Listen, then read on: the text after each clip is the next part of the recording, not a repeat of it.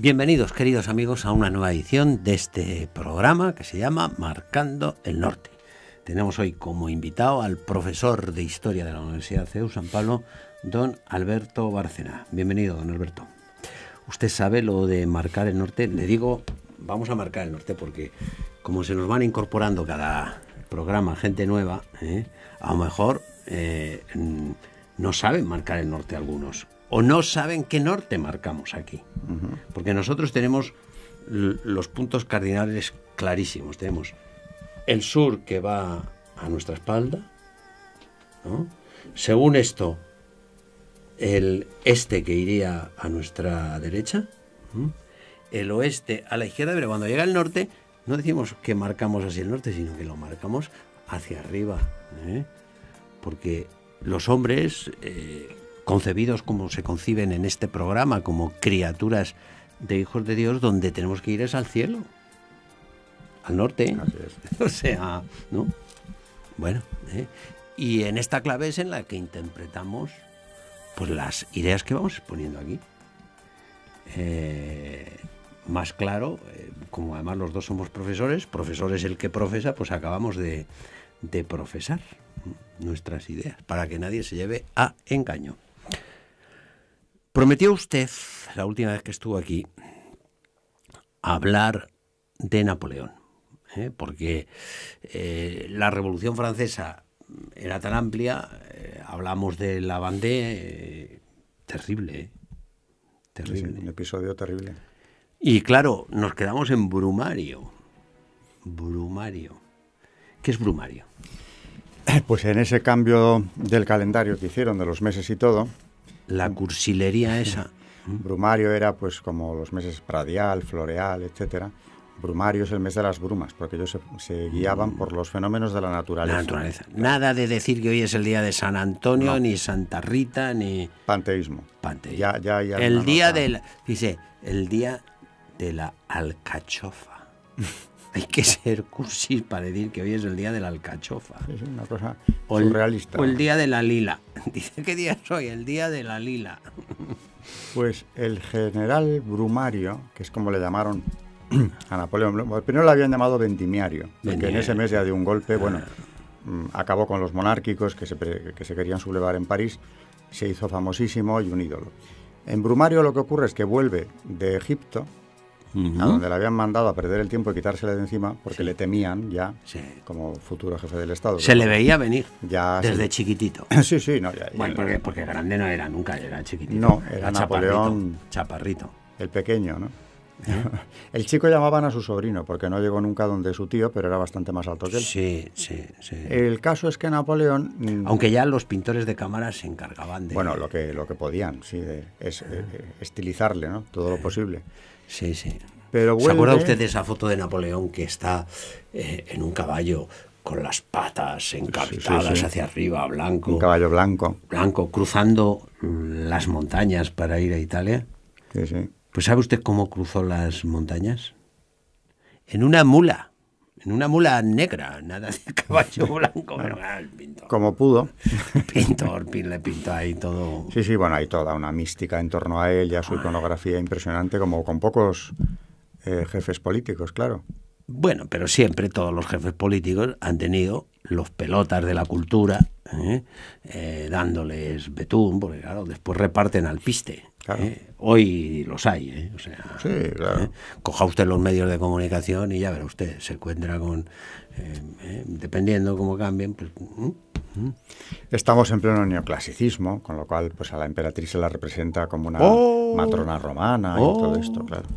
Un mundo artificial, totalmente artificial, que refleja una corte ideal que no existió jamás, ¿no?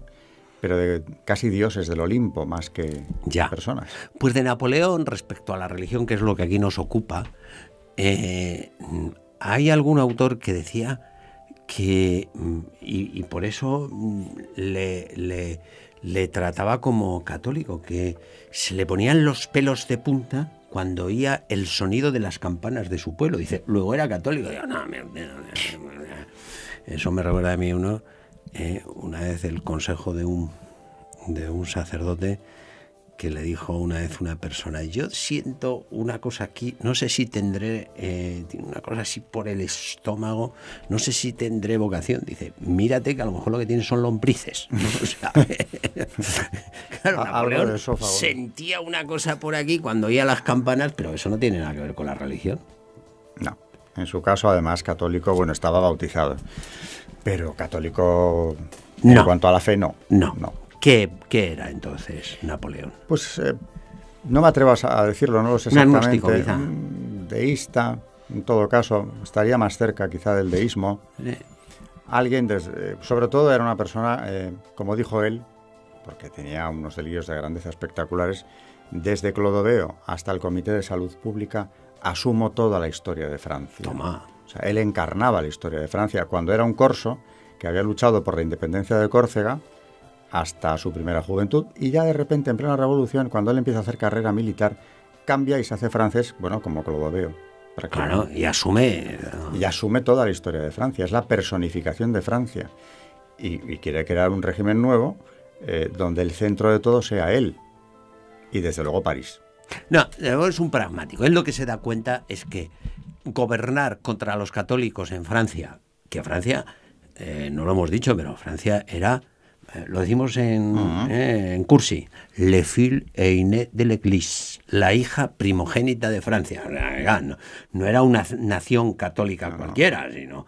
Claro, entonces Napoleón, que era un pragmático, se da cuenta que con las barbaridades que estaban haciendo los Robespierre y los Danton y los Talleyrand, que muchas barbaridades las hicieron obispos y curas renegados. El obispo de Talleyrand. Bueno, pues entonces contra esas barbaridades no se podía gobernar Francia. Y por lo tanto tenía que imponer la paz religiosa, pero no para que la religión pudiera ser practicada por los cristianos, sino para que eso recayera en beneficio del Estado que él representaba. Por lo tanto, Napoleón, que es precursor de tantas cosas, es precursor en la historia contemporánea de la concepción de la religión como un elemento simplemente sociológico y por lo tanto manipulable.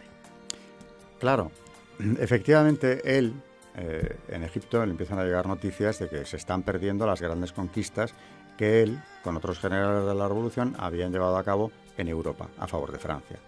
Y eso sí que no, porque él ya se ha asociado con la historia de Francia, ya tiene en mente un sistema continental, como decía él, que todo el continente estaría regido desde París, incluyendo a la Iglesia, que trató de llevarse al Papa a residir. Claro, ya contaremos esa película. Claro, vuelve, en fin, viene el golpe de Brumario, que es donde estábamos antes, y ya se hace con el control. Porque ahí se acaba el directorio, proclama un sistema nuevo que es el consulado, con 3 cónsules. Decía y uno de firma ellos, un concordato con la Iglesia. Enseguida, ya como cónsul, el primer concordato de un régimen revolucionario con la Iglesia en 1802. Para poner paz, efectivamente, porque se da cuenta de que a pesar de todo, de todos los esfuerzos titánicos que habían hecho, el pueblo francés mayoritariamente es católico. Claro, no hay manera. No como en 1789, ha habido mucha pérdida de vocaciones y de fe, también en Francia, pero sigue siendo el porcentaje abrumador. Él, de hecho, en algunos de sus escritos dice: yo me hice musulmán con los egipcios, en Egipto. Dice, y si algún día conquistara Jerusalén, yo construiría el templo. O sea, que es que le daba igual. Le da igual. Por lo tanto, concordato de 1802, ya gobernando la Iglesia, Pío VII. Pío VII, que era aquel cardenal Chiaramonti que fue elegido en Venecia, precisamente porque en Roma no se podía reunir el cónclave. O sea que ya veníamos de una violencia extrema contra el papado justo en el pontificado anterior. Pío VII al principio pues decía que Napoleón ve en él un papa idóneo, quizá, porque había manifestado ideas liberales, fue el primero, ideas liberales hasta cierto punto, pero es el primero que dice que la república no es incompatible con el evangelio, lo cual escandalizó mucho, siendo cardenal, a mucha gente de iglesia, porque claro, la idea de la república en aquel momento era siniestra, ¿no? Era un régimen opresor, enemigo de la iglesia. ¿Qué ocurre? Que luego, claro, Pío VII no va a tener mucha posibilidad de maniobra, porque va a ser acorralado también, porque es el Papa. Es el Papa. Ocurre que sí, se firma el concordato. 1802. Se abre el culto, se abren los seminarios. Sí, muy buena cosa. En Francia puede volver a restaurarse hasta cierto punto una vida religiosa, hasta cierto punto digo porque claro, las lagunas que ha creado la revolución en cuanto a clero ya solamente hacen casi imposible que los pueblos que tuvieron a lo mejor antes 2, no 1, el párroco y el coadjutor en toda Francia, un follón. Ahora ya no hay, es que no hay sacerdotes, por mucho que se acelere el proceso de los seminarios, etcétera. De hecho, fíjese que en buena parte los problemas que van a venir a la Iglesia en Francia vienen por los clérigos mal preparados. O sea, porque esto de fabricar curas pues al final te sale pues lo que te sale, un Felicité de la Mené. Claro. Y entonces, claro, te salen curas mal preparados y eso es tan nefasto o más como que no haya. Sí. Pero bueno, concordato de 1802. Y en este clima de buen entendimiento, incluso el Papa, bueno, buen entendimiento, no tiene más remedio cuando le invita a ir a la Sacré, ¿sí? ¿Se acuerda usted de la coronación? Sí. 1804. Pues tiene que ir, y allí está Pío VII. En esa ocasión, Pío VII, que va a París en lo que tendría que ser para Napoleón un anticipo de lo que tiene que ocurrir, que es que el Papa se quede en París. Claro. Bueno, de momento que venga la coronación. Y ahí es donde se entera Pío VII, porque se lo dice Josefina, de que no están casados. ¿Cómo? No. Porque, claro, en plena revolución, es que todos estos generales de la revolución no pasaban por la vicaría. Algunos es que ni podían porque ni había vicaría, se casaban civilmente, los que se casaban. Se habían cargado todo. Claro. Y eso es lo que habían hecho Josefina y Napoleón en plena Revolución Francesa. A Josefina, por cierto, que le habían matado el marido en la guillotina. Sí. El vizconde de Beauharnais. Pues es viuda, con lo cual podía casarse por la iglesia, pero ni se les ocurrió. Seguramente les daba igual. Y fue una boda civil. No, les daba igual. Seguramente no. No es que no encontraran, a lo mejor tampoco era fácil, pero vamos, la boda había sido civil. Y claro, para consagrarse... para estar el presente en una ceremonia religiosa de dos señores que no están casados. ¿No? Y que además a ella la van a coronar también como emperatriz, etc. Y sobre todo que se podría dar a entender que el Papa lo que hacía era legalizar esa situación. Y de eso nada. Valiente Pío VII, porque claro, con Napoleón.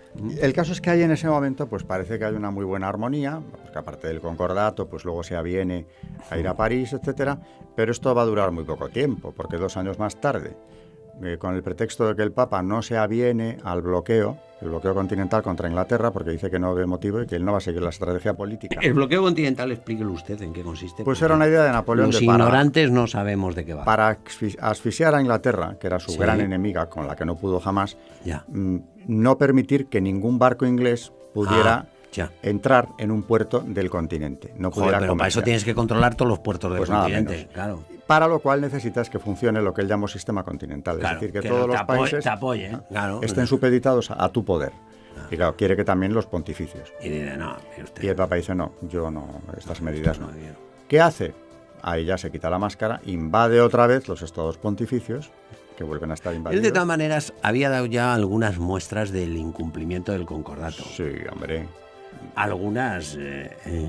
Aparte de que, bueno, a Napoleón hay que ver por dónde iba. ¿Qué hace con la Orden de Malta? Cuando pasa por Malta, camino de Egipto, expulsa a los caballeros, que no deja de ser una orden católica, y crea un conflicto grande. Hubo algo, como dirían los chicos de ahora, que les mosqueó muchísimo en el Vaticano, que fue el Catecismo Imperial.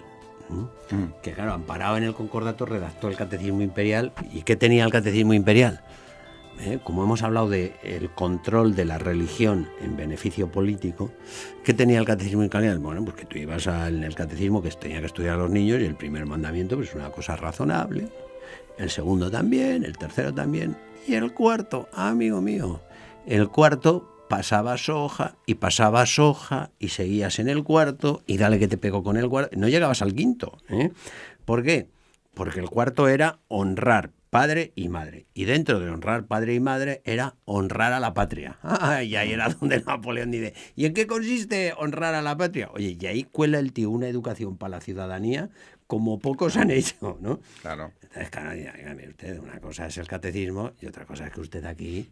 Bueno, ese es un ejemplo. En eso es heredero de la revolución, porque ya ellos inventaron el término de patriota. Claro. No, si tú allá en el buen ciudadano es el patriota, que es el que combate por la república. Claro. Bueno, pues ya se han apropiado el término. ¿Qué ocurre? Que cuando ya se quita la máscara, digo, y invade Roma, otra vez Roma vuelve a ser invadida por tropas francesas, esta vez ya del emperador, antes eran de la revolución, pues hace lo mismo que había ocurrido antes. el Papa acaba prisionero en Francia, No me diga. otra vez, Pues de esto se cuenta poco en los libros. muy poco. O sea, poco. ¿usted se imagina si Obama, por ejemplo, en un alarde ¡puf! Dice, oiga, yo aquí lo que tengo que hacer para tener un poder es coger al Papa, llevármelo a Nueva York y Meterlo ahí. y que los periódicos no contasen nada? Porque probablemente alguno de nuestros espectadores dice, ¿cómo? ¿Que Napoleón se lleva preso al Papa? Sí, señor. Y van dos. Y van dos papas. Al otro no fue él, pero a este sí. Y además esto yo lo veo en mis alumnos, Sí. cuando oyen esto de los dos papas prisioneros, se quedan atónitos, porque semejante atrocidad no lo habían oído nunca, claro. Pero se ve un empeño clarísimo de destruir o al menos someter por completo a la Iglesia. No, y de trasladar el Vaticano, porque detrás del Papa lo que hace es empezar a empaquetar todos los archivos vaticanos. Ah, claro. Buena parte hay una parte de los archivos vaticanos que se pierden en esta operación. Y tesoros del Vaticano, bueno, también, claro, esto- porque el saqueo era continuo. Sí. Así que lo mete en De Fontainebleau. eso ya sabemos también los españoles, Bueno. del saqueo artístico por parte de los franceses, pero en fin, Bueno, esa es otra. esa es otra de la que no vamos a hablar. Y realmente Pío VII va a estar prisionero en Fontainebleau pues hasta que se produce la debacle de Napoleón. Y ya cuando tiene que abandonar el poder, por fin Y queda ahí le libre. hace firmar al Papa en una reunión en la que le sacudió. Sí, sí. O sea, hay que ser cobarde para quedarte a solas, pero sí, rodeado de guardias, ¿no? Hombre, claro, con un prisionero. Con un prisionero al que como en las películas de los matones. Esto no lo cuentan los No, libros. claro que no. Sujetándole y dándole al Papa. Napoleón, en cuestión religiosa, hay mucho que hablar de él. Hay mucho que hablar de él. Su entrada en Italia, precisamente, ya como general victorioso, hay un libro que recomiendo mucho de Vittorio Messori que se llama Los ojos de María. Ah, sí, muy bien. Sí, Donde habla sí. de una serie de milagros que se produjeron en ese momento. De las imágenes de Roma. Yo he leído ese libro. Movía los ojos la Virgen en No, muchos. y además está muy documentado eso que cuenta Vittorio Messori, porque el secretario de Estado de entonces, cuenta en ese libro, es el mismo del que estamos hablando, tuvo que recoger cada uno de los sucesos y está todo recogido, de cómo los ojos de la Virgen lloraban o se volvían a la... En todas las esquinas de Roma, que tenían madonas por todos lados, Sí. o en muchas iglesias de Italia. Incluso hubo uno que lo hizo delante de Napoleón. Sí. Ese milagro. Napoleón presenció eso. Y dijo que la pusieran un trapo. Y se la llevaran bien Con lo cual, tapada. ya se ve que lo de conseguir la fe a costa de los milagros no... No, es más, eso sea un rechazo claro de lo sobrenatural. Yo O estoy sea, que viendo eso esto. que te dicen, si yo hubiera un milagro tendría fe. Dice, pues mire usted, Napoleón, que veía eso, tal, dice, ponerle el trapo. Taparla muy bien y a un desván, ¿eh? Ya un Porque este cuadro, esta imagen de la Virgen es milagroso. O sea, que no se hable más de este asunto. Y el Papa luego, claro, aparte de maltratado, encerrado hasta que él cae, cuando emprende... ¿Y por qué hace esto? Pues porque quiere controlar la Iglesia Claro. y quiere controlar el nombramiento de los obispos. Es más, llegó a celebrar un concilio en París, un pseudo concilio. No me diga usted. Sí. Solo que, claro, acudieron muy pocos cardenales, con lo cual el concilio fue un fiasco, pero él se atrevió a redactar unos cánones. Napoleón, Sí. el agnóstico, el laico, el racionalista. Claro. Quiero un concilio que haga lo que yo le voy a decir. Claro. ¿Qué pasa? No vienen los cardenales. Me vienen un puñadito de ellos para salvar. Y con esos pocos, dice, ha habido concilio. Claro. Y hemos llegado a estos acuerdos y levanta unas actas para reformar la Iglesia.